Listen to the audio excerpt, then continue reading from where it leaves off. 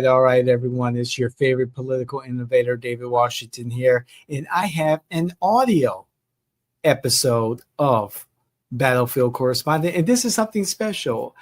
My friends, Galvin and Edith, did a synopsis of the whole Orange County mid-decennial redistricting advisory committee process and the final decision made by the Orange County Board of Commissioners decision on October 14th to go with map 7B after about maybe 2.5 hours of public comment and a little bit of debate. There was a decision 5-2 to go with map 7B. So I'm going to let Galvin and Edith tell you all about it. Here we go. Okay, let's dive into this. Orange County, Florida. They decided to expand their county commission. 6 districts become 8. You probably think, okay, massive public support, right? A clear mandate. You really would think that. But no, not exactly. The entire basis for this huge, really intense, 7-month redistricting effort, it passed by, well, the absolute narrowest of margins. How narrow are we talking? We're talking November 2024. The charter amendment got just 50.85% of the vote, barely over the line. So, that incredibly close result, it kind of sets the stage for all the arguments and the tension that came later. Yeah, that definitely frames it differently. Not exactly a unified call for change. So that's our mission for this deep dive then, to really unpack what happened next. The Mid-Decennial Redistricting Advisory Committee, the MRAC. Exactly. We want to get into that whole process. 19 meetings, endless debates, how they actually redrew the political map for, nearly 1.5 million people in Orange County? It sounds like a massive undertaking. Oh, it was. We need to look at the fierce arguments over, the data they had to use or could use, the pressure of this explosive growth happening all around them, and then the final calls that created these 2 brand new districts, District 7 and District 8. Because remember, this wasn't just adding 2 seats. They had to redraw all 6 existing districts, too. It results in a completely new 9-member commission structure, 8 commissioners plus the mayor, and that structure, it kicks in for the 2026 elections. So, big deal. Okay, so right off the bat, there's this clash, rules versus reality. The process starts in early 2025, but the committee hits a legal wall almost immediately, didn't they? Absolutely. It's a fundamental constraint. Federal law basically dictates they must use the 2020 census data. That's the official yardstick, the baseline. Legal counsel was clear. Some committee members were very firm on this point. 2020 data, it is. And there's the rub. Right. Because the mapping is happening in 2025. Right. That official data is already, 5 years out of date? In a county that's just exploding, we're talking maybe 1,000 new people moving in every week. Yeah. It's like trying to draw a map of a river that's actively flooding, but you're only allowed to use a photo from 5 years ago. It creates this huge tension, legally, ethically. How do they square that? Well, the guiding legal principle is 1 person, 1 vote. That means districts have to be almost exactly equal in population. They were aiming for roughly 178,000 to 188,000 residents per district. And the total population difference, the deviation between the biggest and smallest district, had to be less than 10%. Very strict mathematical limits. And those calculations, they had to be based on the 2020 numbers.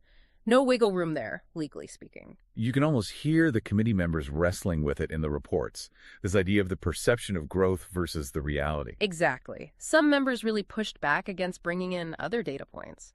Things like, building permits, school enrollment figures, data that shows trends, maybe, but isn't the official certified count. Why the pushback? Wouldn't that give a clearer picture? The argument was that it makes the mapping process too convoluted. Too subjective. They felt they had to stick to the 2020 census because ultimately that's the data the courts would look at if the map got challenged. It's about legal defensibility. It just feels counterintuitive.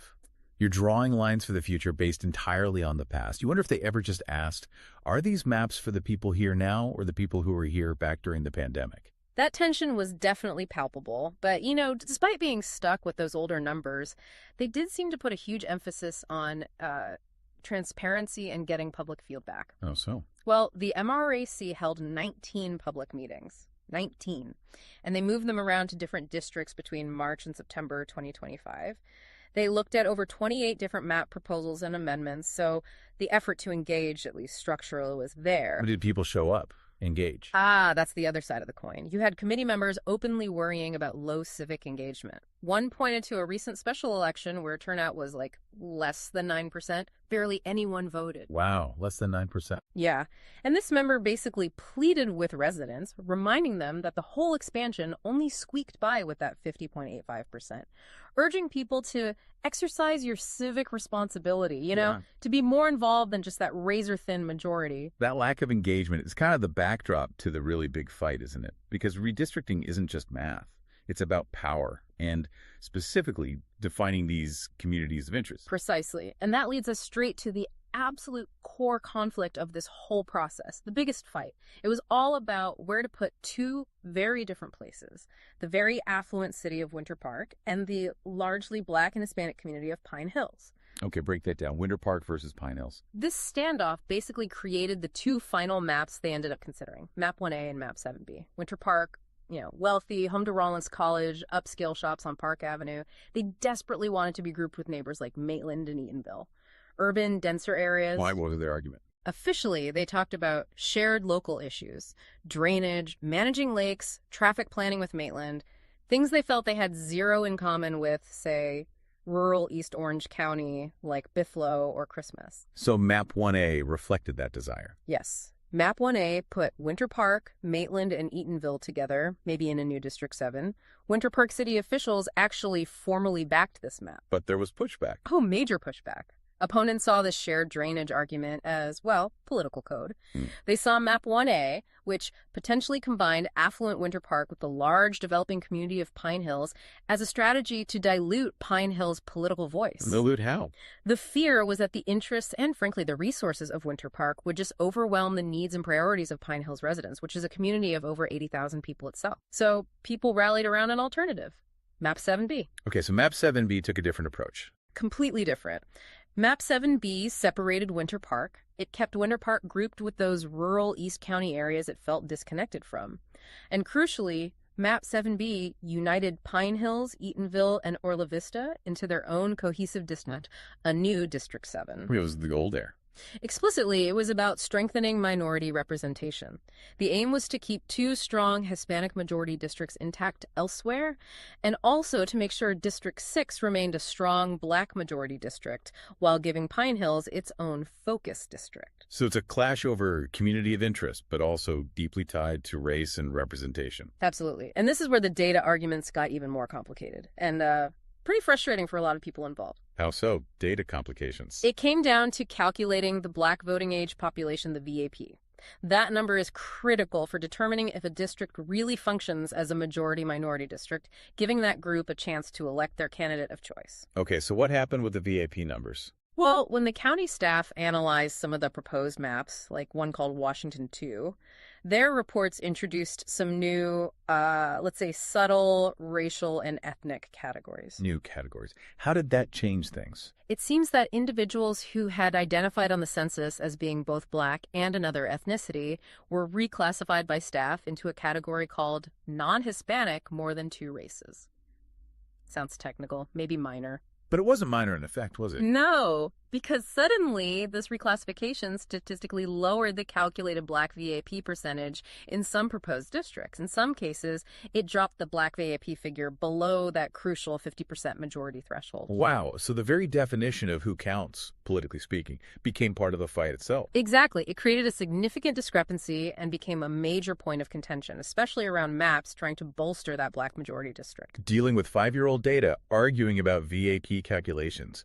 It sounds like things got pretty heated. Yeah. Beyond just the maps and numbers. Oh, definitely. The political tensions were running high. This wasn't just an academic exercise. You had specific map sponsors getting called out, like committee member Mark Arias faced public criticism that his proposed map was splitting up so many different communities. And it went beyond criticism. Yeah. Right? There were some serious allegations flying around. Yeah, things got pretty ugly. There were accusations of unethical conduct leveled against a county commissioner's chief of staff, a guy named Wes Hodge. What was he accused of? The allegation was serious. It was claimed he admitted to basically spying over people's shoulders during public meetings, reading their private messages or notes, And then, allegedly, using what he saw to try and discredit residents who were supporting a rival map, the Washington 2 map we mentioned, trying to paint their support as fake and manufactured. That's quite something. It really shows the kind of intense, down and dirty local politics that can erupt around these redistricting fights. It absolutely highlights that these aren't just abstract lines on a map. There are real careers, real power dynamics, real personal stakes involved. So after all that 7 months, 19 meetings, dozens of maps, accusations flying, how did the advisory committee wrap things up? Well, they reached a decision of sorts. On September 3rd, 2025, the MRAC voted unanimously to approve both of the final contending maps. They sent Map 1A and Map 7B forward to the main Board of County Commissioners, the BCC. Did they recommend one over the other? No, crucially they didn't. They submitted both maps without stating a preference. They noted the maps were, quote, essentially the same, except for those key conflict areas around Winter Park and Pine Hills, and some minor nip and tucking at the margins elsewhere. So they basically punted the really tough choice up to the elected officials, the BCC. Okay, so the final decision lands with the Board of County Commissioners. What happened there? They held their public hearing on October 14th, 2025, heard from both sides again, and then they voted.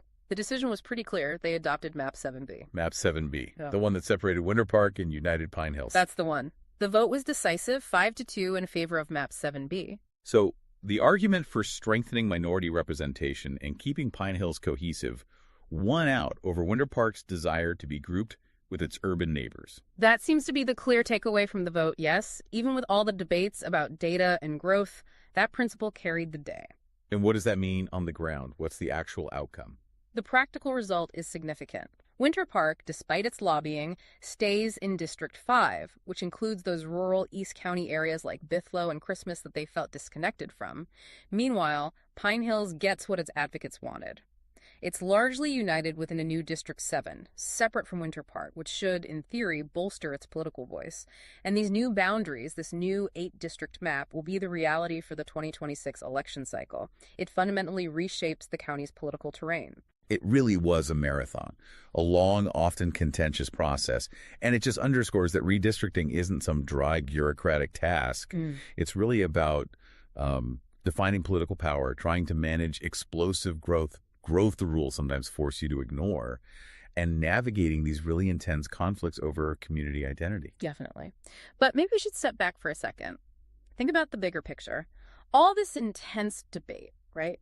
All the maneuvering inside the county building, the complex data, the legal fights. What does it actually mean for, the average resident? That's a great question. Does it filter down? Well, one committee member made a really striking observation about that. They noted that the reality inside those commission chambers, where maps and demographics are fiercely debated, is just completely different from the reality outside.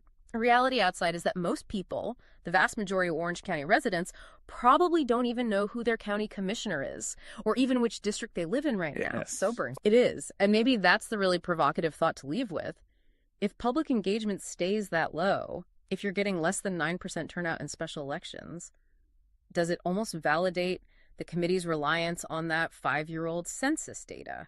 Does the silence or the disengagement of the average person become the justification for not grappling more directly with the real-time growth everyone can see? It's a tough question about civic health. It really is, because at the end of the day, these district lines aren't abstract. They have real consequences for everyone. They influence which roads get paved, where parks are built, how public safety resources are allocated in your specific neighborhood. Yeah. As Orange County moves into this new 8-district era, maybe understanding those lines and who represents you within them is the crucial next step for the residents themselves, especially given how narrowly this whole process started.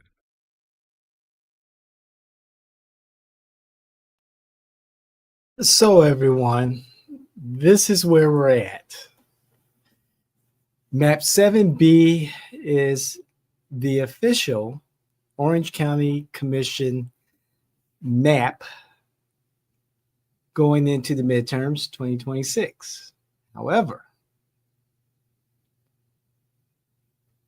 with the Supreme Court of these United States hearing Louisiana versus Callis in regards to the Voting Rights Act, Section 2, and the justification for racial gerrymandering, could the Orange County map created in 2025 be in jeopardy of being rejected based on court decisions beyond the control of Orange County? If you've been following anything about the United States Supreme Court in regards to Louisiana versus Callis, the examination of the Voting Rights Act, Section 2, and racial gerrymandering, racial gerrymanders could be a thing of the past. And it was very clear throughout the mid-decennial redistricting advisory committee meetings,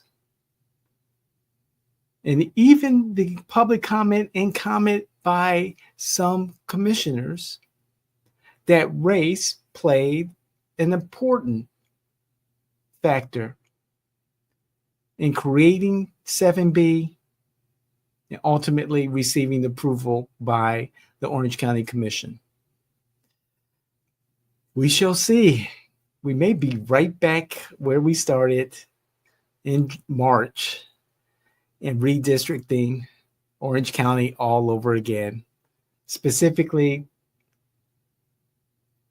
making sure that we do not take race into the type of consideration that we had earlier this year.